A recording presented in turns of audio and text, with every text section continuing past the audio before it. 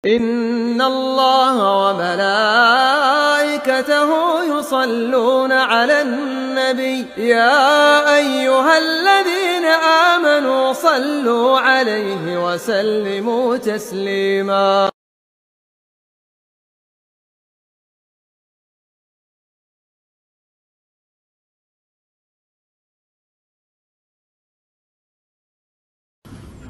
Ustadz, istri saya pernah berbohong dan bersumpah atas nama Allah beberapa kali. Haruskah saya percaya setiap perkataan istri saya dan harus berbuat apa yang harus saya perbuatkan terhadap istri saya? Tentu saja diajak bertaubat kepada Allah Subhanahu Wa Taala, dan istri ini harusnya takut kepada Allah. Untuk apa bohong dan sumpah dusta?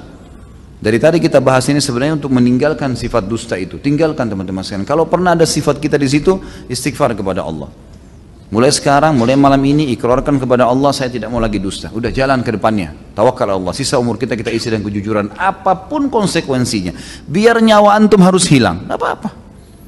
Tapi kita berada di atas kebenaran. Dan ingat, ajal tidak akan datang kecuali memang sudah ditentukan oleh Allah. Bukan karena kasus ada orang gebukin kita, ada orang serang kita, atau ada orang fitnah, bukan. Jadi coba jujurlah teman-teman sekalian. Ini istri seperti ini, ataupun kalau ada kasus suami juga sama. Jangan dusta akhi dan ukhti, ucapkan apa adanya. Saya salah, maaf ya, bantu saya lagi mau taubat. Ucapkan apa adanya. Insya Allah dengan kejujuran itu akan membuat orang lain, Allah akan lunakkan hatinya dia untuk bisa menerima keadaan kita. Nah, kita betul-betul mau perbaikin, dan kita harus berazam, bertekad.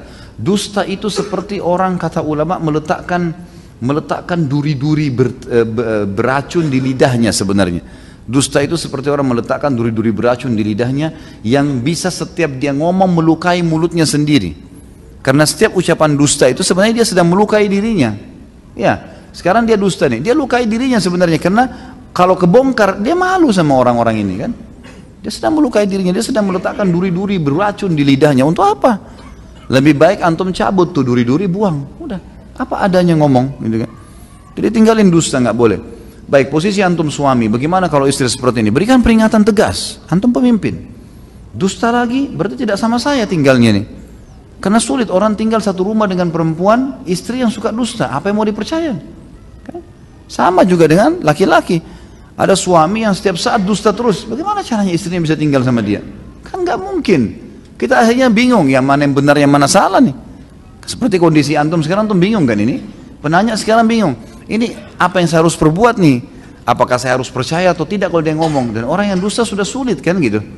Sudah sulit. Ada kisah nyata terjadi. Seseorang suka bohong, bercanda, sambil bohongin teman-temannya.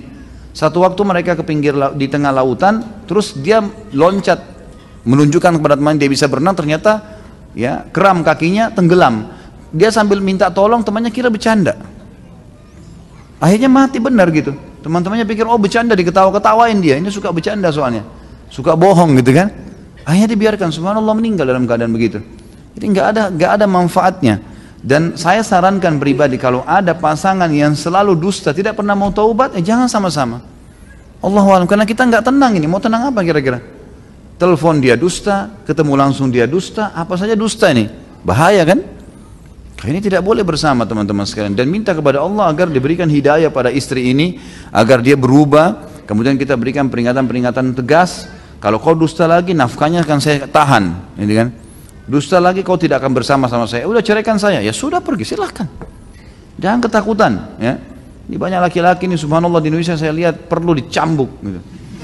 Oh iya, terlalu lemah. Jangan pergi sana. Kenapa? Lah iya, sudah jelas istrinya pelacur. Ada gitu pernah kasus, saya sampai nggak bisa tahan gitu ngeliat ada ikhwah datang, Ustadz, suami istri saya selingkuh sama laki-laki lain. Apa yang saya harus buat? Tinggalin. Ngapain tinggal sama perempuan begitu? Tinggalin, masih banyak perempuan lain akhi. Tapi nggak bisa Ustadz. Bisa. Kenapa nggak bisa? Bisa. Ini dia sendiri yang bikin kacau hidupnya nih. Saya kalau tidak nikah sama ini saya bisa gila. Gila bener. Bodoh dia sendiri. Kenapa? Perempuan banyak kok. Sama dengan akhwat juga, banyak laki-laki gitu loh, banyak yang soleh. Lebih baik kita isi sisa umur kita dengan hal-hal yang bermanfaat daripada habis di situ terus dalam kondisi yang sama. Ngapain kalau orang ini nggak mau taubat ya? Kalau orang ini mau berubah, alhamdulillah. Tapi kalau dia tidak mau berubah, apa nikmatnya antum hidup? Kalau setiap saat ditipu, dibohongin, ini kita taruh duit jadi takut, ini jadi takut, itu jadi takut, jadi was-was sendiri hidup. Untuk apa? Nah, Allahu a'lam, itu saran saya. Sekali lagi, kalau dia mau taubat, terima, berikan peringatan-peringatan tegas, gitu kan? Berdoa sama Allah diberikan. Kalau tidak mau, jangan bersama-sama. Allahu a'lam.